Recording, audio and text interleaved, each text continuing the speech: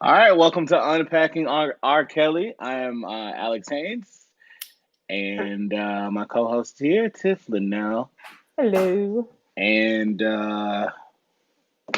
you. Welcome to Unpacking R. Kelly. This is a three-day series that we're gonna actually dive into. Hopefully, it'll be less as less as, as less about R. Kelly as possible, and more about changes that we can make in our communities, differences that we can make, and we can start a dialogue of talking to each other. Obviously, we'll just run through what this is. Obviously, this platform, our platform, is Boss FM. Both myself and Tiff are an integral part of how things work here. This broadcast will air tonight, tomorrow again at 10, and Thursday at 10 p.m. as well. It'll also air tomorrow on our digital radio network. More information on that is at bossfm.com, and more on that. We'll talk about that throughout the show. We've got a number of guests that are going to talk about the startling series that many of you watched um, several days ago, and then we're gonna start to unpack it. So if you know somebody that watched the documentary or the docu series, whatever it's being called at this point, to some people a reality show, and you want them to, I want them to be a part of this conversation. I want them to connect to this conversation, and I want some valuable feedback. It's one thing to say that we're done with R. Kelly and we're upset with him and we can bash him on social media and there's lots of things that we can do with this, uh, and then not come up with any solutions so that we're not dealing with this in our homes and in our churches and in our communities and our workplaces. So before I go too far, and I'll talk a little bit about it, Tiff, I'll let you get your intro in, and then we'll unpack this a little bit and start talking to some of our guests. Awesome. Ready for me? Yeah, it's on you. I mean, what is there to say? My name is Tiff Linnell. Hello, y'all. It actually took me a while to watch this docu-series, reality show, documentary, whatever you want to call it at this point, because I knew that it was going to be a lot, and I needed to prepare myself and try to get my mind right so I could. Do you feel like, I mean, you took time to prepare yourself. Do you feel like you really need to prepare? Do you feel like preparing yourself or in your preparation, do you feel like you were prepared for what you saw? I feel like I was as prepared as I could have been because I didn't watch it live. So I was able to hear some of the feedback prior to me watching it to kind of help myself mentally prepare before I viewed it. Okay. So I do feel like I went in probably a little bit more prepared than someone who just watched it live and didn't hear conversations about it previously. Um, So when you watched it, and I just want to deep dive into it, right? A lot of us knew things about R. Kelly, and we've known, and just some background. If you're stumbling upon this, and for those of you that are watching and you just want us to jump right in, we're going to get into it. I just have to preface some things for people that are going to stumble across this video on maybe on YouTube or listen to this audio back on our radio network, and you haven't seen the Surviving R. Kelly docu series that aired on Lifetime. It was a six-part series that aired over 3 days. It started last Thursday and went through Friday and Saturday with survivors of trauma and abuse by the famed R&B singer and really the loved R&B singer from our community, R. Kelly. And so there are so many thoughts and things that we have known and stories and rumors that we've heard. And Tiff, I spoke to you earlier today and recounted. I've been doing this radio thing for a long time, and I could pinpoint this morning. I've been reporting on R. Kelly and this story for at least 10 years, and right. put my fingers on something that showed that we knew how deep and what an issue this was. So why do you think it's taking this series? And at this point, he's still doing what this series is exposing him for doing, and a lot of things are likely alleged because he hasn't really been convicted of anything per se.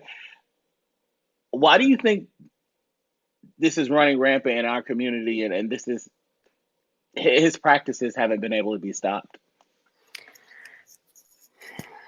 Unfortunately, the theme that keeps repeating anytime I have a conversation about this series or about this issue in general, it has been the voices of Black women are not valued. And unfortunately, they're not even valued by other Black women. And we are not valuing ourselves, unfortunately. So it's hard for the community, probably, to value us when we are not valuing ourselves. We're not valuing our sisters. And I think part of the reason, and even some of the celebrities that have come out and talked about it and apologized and, you know, everything else, even some of them have came out and said, you know what, yeah, my mistake, it's on me. I did not value the voices of the Black women telling their stories and sharing their experiences, or just flat out, I didn't believe them. So you said something there that cut me really deep. Black women not even believing Black women. Right. Do you think, how does that stop? And does it stop? Is it something, I mean, aside from us talking about it here, where does it stop? That is a different answer for everyone. One, it takes acknowledgement that you are not valuing your sisters or valuing yourself before you can find what the solution is for you in your life, in your mom's life, in your auntie's life, in your sister's life, in your friend's life. Until we can fully acknowledge as women and as a community that there is a problem, we can't really do anything to fix it. We can't do anything to address it. We can't answer the question of what is the solution to valuing ourselves and having our voices valued if we are not even fully acknowledging that they're not being valued and that we're not being valued. So it's kind of a step A, step B type of situation where you have to take one step in acknowledgement before you can take the next step in resolving it. I hear you. I want to bring Kristen Denise in to talk on this as well. Kristen, you watched the series Surviving R. Kelly. No, and I didn't watch it. You didn't watch. No. Okay, I did not watch the series, but I am well versed in the conversation. So I'm interested in hearing your perspective on R. Kelly and the series and the feedback that you've seen, because obviously you've seen the chatter and you've seen the reactions from people watching it. What are your initial thoughts, and why do you think people are just now becoming outraged? So I was initially annoyed because, as you stated already, this is not new news. This has been reported on time and since people have been talking about the predatory behaviors of R. Kelly. And I'll admit that when I was a teenager, because Aaliyah's a couple of years older than me, and I'm from Detroit, so I have friends who went to school with her. Like, she was a very accessible person in Detroit, because she still went to high school like a normal kid, even though she was Aaliyah. At the time, I didn't fully understand what was going on, so I didn't think there was anything wrong with still liking R. Kelly and listening to his music. But that also shows why children are not in a position to be in consensual relationships with adults. Because I was a kid the same age while this was going on. And I just remember over the years, more stories coming out. And probably about 12 or 13 years ago, there was this extensive article that came out that listed like 17 different cases at the time that had come up against R. Kelly. And these women were sharing their stories of how they were basically used and abused by him. And I was like, as a Black woman in particular, as a Black woman that works with young women, I could not continue to support somebody that only gets away with his abuse because of who he chooses to abuse. Okay. So that's deep. You said you saw 17 cases come up against him, and it wasn't until you saw those 17 cases that you made the decision that you could no longer support him. Yeah, but that was But still what like was it 13 like to 14 years ago. before? And that was, and here we are, 13 to 14 years later, and people are Hmm. still standing behind him with all of this. And the last piece of what you said is he's only getting away with it because of the victims that he chooses. What do you mean by that? Absolutely. He is. So R. Kelly is illiterate. He's not stupid, right? He Mm. knows the value our society places on young Black women, and that is not high. As a person, again, who works with children, I listen to conversation adults have. Oh, you need to watch her. She gonna be fast. It's not her fault the way her body is shaped. And why are you looking at a child that way? You have the issue, not the child. So people consistently project their issues, their insecurities, their sick thoughts onto children, which then makes them viewed less as innocent children. And because of that, then they make them complicit in their abuse. You are not complicit in your abuse because your body is shaped a certain way. You had no control over that. I'm going to say a 14-year-old is more accountable for the abuse she receives than the grown man that's abusing her. That's ridiculous. We don't let you vote. We don't let you drink. We don't let you drive. We won't let you smoke because we know you're not old enough to make a decision like that. But you're suddenly complicit because there's an adult who knows that they can manipulate you and abuse you. And because society doesn't value you, they won't have consequences for it. That is a lie. You said a lot right there. I'm going to come back to you, Kristen, because I really want to unpack that piece and that last piece of what you said. Gerald is joining us, and I just lost Gerald. He watched the documentaries as well. Gerald, thanks for joining. No problem. How are you? I'm good, man. How are you? Well, did you guys do this today on purpose? Do you know what today is, ironically? Tell me what today is. It's R. Kelly's birthday today. Like, legit. Put my tea on that one. Yeah, so happy birthday, R. Kelly, I guess. Happy birthday, R. This is the Kelly. gift that's about to keep on giving. Why do you know that? Don't ask Gerald questions like that. I mean, I guess it's interesting. So, Gerald, you watched. Yeah. I know. I don't know. Did you watch all 6 parts?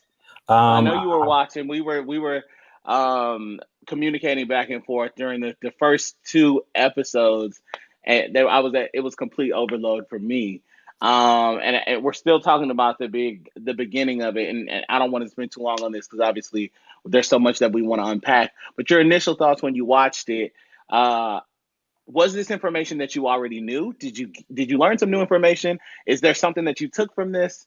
Um, your e- thoughts.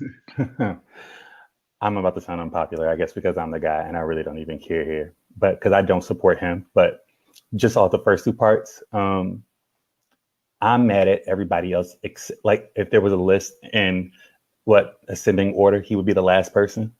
What I did learn from that is Wait. So you're saying if there was a list of people that you would be mad at out just of everybody involved, he based on this documentary, he's the last person on the list that you're and upset with. I want to explain that too, because what I gathered from that personally is that it was not really something that he did more so. He had an entire tribe of people go get girls, see him with girls. No, what did that one guy say? He said, I knew they were 15, 16, 17. I just didn't feel like IDing them, so I left. There were too many people enabling him. And while he is terrible, like there has been no retribution. Well, there's been no punishment for the people that allowed this to happen. Because if it was murder and somebody was like, oh yeah, I knew that was happening, they would be an accessory to murder. But these people just get to skate and like, well, yeah, I saw it and I bounced. And so it's not just the people that saw it. I'm also mad at the parents because there are too many parents that's just sort of like, oh yeah, I'm gonna let my child like fly out to where he is and go on tour. What I'm gathering, and let me know if I'm wrong, it's like you knew certain stuff about R. Kelly already, right? So you knew certain things already. You get all this information. You're watching the docuseries, all this overload of information, and your initial reaction is, what the f is wrong with all of the people around him? All the people. That and I think that Andrea Kelly is a bit of an opportunist and a liar. That's throw the whole person away. I am not going to say that I'm gonna come back to that, but I'm almost inclined to agree with you. Ashley is joining us. Ashley, how are you? Hello, evening, everyone. How are you all? I'm Hi, great. Ashley. Thanks for joining in on the conversation. Ashley, you watched the Surviving R. Kelly series Um, and or pieces of it? I've watched pieces of it. To be honest, after the first episode on the second night, so, well, I guess that's the third episode. I couldn't handle it anymore. I just couldn't watch it. I couldn't continue to watch. Okay, so you saw, and I'm really looking for initial reactions here. So, you know, a lot of us, and there's certain things where we all were at a different place. Gerald just shared like his initial reactions. Tiff has shared, I've shared. You made it to episode 3. What about it made you say, I can't do this anymore? It was a couple of things. It was the manipulation of a child's mind, a minor, that just really bothered me. It's something sinister about it. Then it was also, as my the guest said, it was the enabling. It was like all these adults around and no one advocated for these young girls. No one stood up and said, hey, something is going on. No one thought to go and say, I need to, like, this is sick. I know he's having sex with these girls. I'm going to call the cops. I would even say, since this aired, I've listened to a lot of interviews by his brother, Kerry Kelly, the younger brother. And though I believe he was trustful, it was like, at one point he interviewed with someone and he said that he knew he had saw some girls he saw in the mall that his brother sent for him to go and get their numbers, but he decided not to go and get the numbers because he knew those girls were underage. However, he ended up seeing a video later on, and those same girls he saw in the mall was on the tape having sex with R. Kelly. And even in my mind, I'm like, okay, that's your brother, but you still hadn't said anything until this year, 2018. That happened in 93. I just couldn't continue to watch it. I listened to a couple of interviews. My initial reaction was I was disgusted. I was more so disgusted with all the other adults around, because it was not like he was doing it alone. He had help. He had people with him. And I can't feel any kind of way about a young lady, a young girl. She's a girl. She doesn't know anything about anything. And even the parents, I don't know what kind of parents, and I know children's lie, but I don't know what kind of parenting was happening then, dropping your child. I don't know. It was a lot of questions behind it I that I got felt, you. you know. I got you. I got you. And what I'm gathering is, and Ashley and Gerald, stay with us. We're going to come right back to you. I want to unpack this with you, Tiff, for just a second. Mm-hmm. What I got from Gerald and what I got from Ashley is the same thing. Mm-hmm. I knew these things about R. Kelly. I'm frustrated about these things by R. Kelly. Nobody's ever done anything about them. And what I would calculate from what I've heard, let me know what you think. We knew these things. The community knew these things. I'm just an innocent bystander going about my damn business every day. I'm living my life. I heard these things about R. Kelly. He didn't get convicted. What can I do? I watched this documentary. All these people knew. Nobody did. Like the people close to him, nobody did anything. And what I'm gathering is that people are more outraged by the people and the enablers around him, because it's like, okay, you see this, you're here, you're with these people, like Right. you're here, and to be honest, I shared my thoughts, and we haven't gone into all the episodes. But my initial thoughts when they started talking about R. Kelly going to McDonald's, and he's at these McDonald's, and I had a tweet that I'm still getting retweets on from that night. I'm like, okay, so they're 24, 25, 26, 27 at this McDonald's out picking up 12, 13, and 14 years old. Like, and a mother tweeted me back this morning and said, my kids are 16. They leave school and they go eat fast food. And I don't even think about grown men cruising for them at the McDonald's. And I gave her that. I said, okay, I get you. Maybe you're just thinking your kids are leaving school. They're going to have fun. Your thought isn't there. My issue is with the manager at the damn McDonald's. If I've never worked at a McDonald's, but if in my McDonald's you're 27 and you're 12, what the hell is going on? Like I couldn't sit back and watch it. So my question, not even about these people, where were the adults? Like, where, I gotta say, and to that point, I get Ashley and I get Gerald. Where were the adults? Right. The problem What is is adult, like, what does adult even mean? the problem is that the adults were right there. The accountant was there, the assistant was there, the managers were there, the posse was there, his brother was there. I mean, his older brother, Bruce, is it Bruce? Whatever his name is. Bruce, Carrie, one of them. The older one that was in jail. Lock them both up. Lock them all Right. up. The whole family. Lock them all up. He didn't even see anything wrong with. He didn't see anything wrong with a couple of the things that R. Kelly was doing. One, that he was sleeping with young girls, and two, when we want something, we're just aggressive. That's just the way that the Kelly men are. That's just how we are. And further, he said, I mean, I like him a little older. He likes him a little younger. What's right? Wrong with that? Everybody has preferences. There is a problem there at the core. Right. But aside from his family, like we know there's a family issue there. And what about everybody else? Where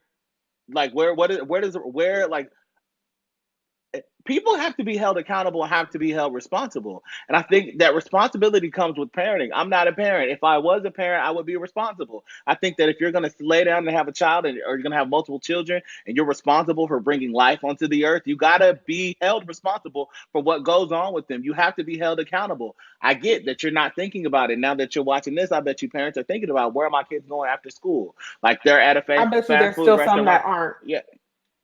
And that part. I bet you there's some that still aren't. Well, that ain't my child. My child is different. Just like one of the parents in the video said, well, that's my child. I'm right here with my child. I can see her. I don't give a rat's ass if I know, because at the point that half of this docuseries was after the sex tape, a good majority of the stories were after the sex tape.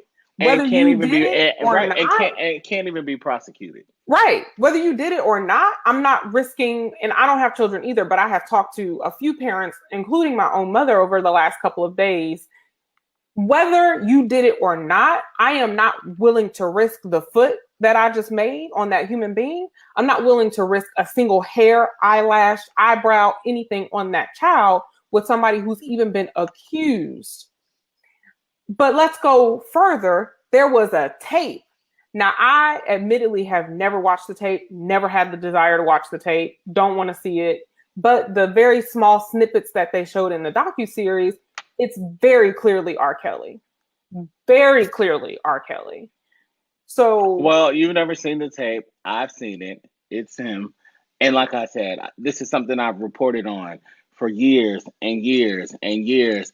I want to bring Kristen back, and I want to bring Gerald back, because as we start to unpack this a little bit more, it goes deeper than just what we saw in the tape, right? It goes deeper than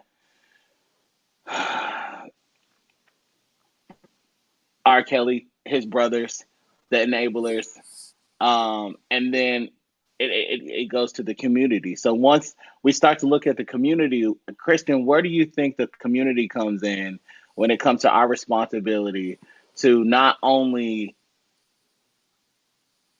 be aware and cognizant of these situations, but even protectors to children? So the community failed these girls